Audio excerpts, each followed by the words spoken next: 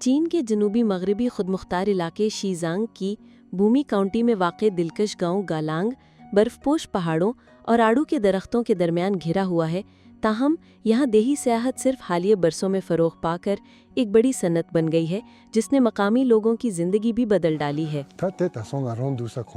یہ وہ گھر ہے جہاں میرا خاندان اس وقت رہائش پذیر ہے۔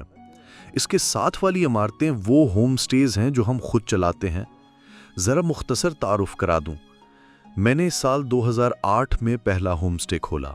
وہ بہت سادہ تھا، اس میں صرف ایک کمرہ تھا جس میں 3 بستر تھے۔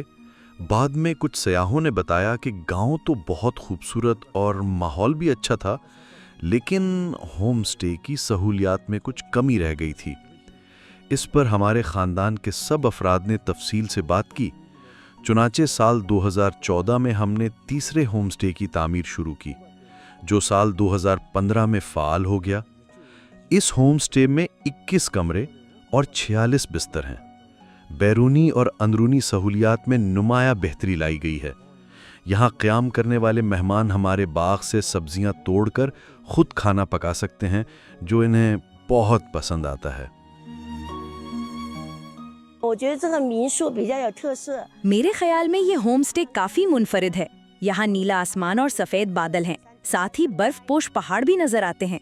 پہاڑوں کے دامن میں آڑو کے پھول بھی کھلے ہوئے ہیں۔ ماضی میں ہم نے اپنے گاؤں کے آڑو کے پھولوں پر زیادہ توجہ نہیں دی تھی۔ بعد میں یہاں پیچ بلاسم فیسٹیول کا آغاز ہوا۔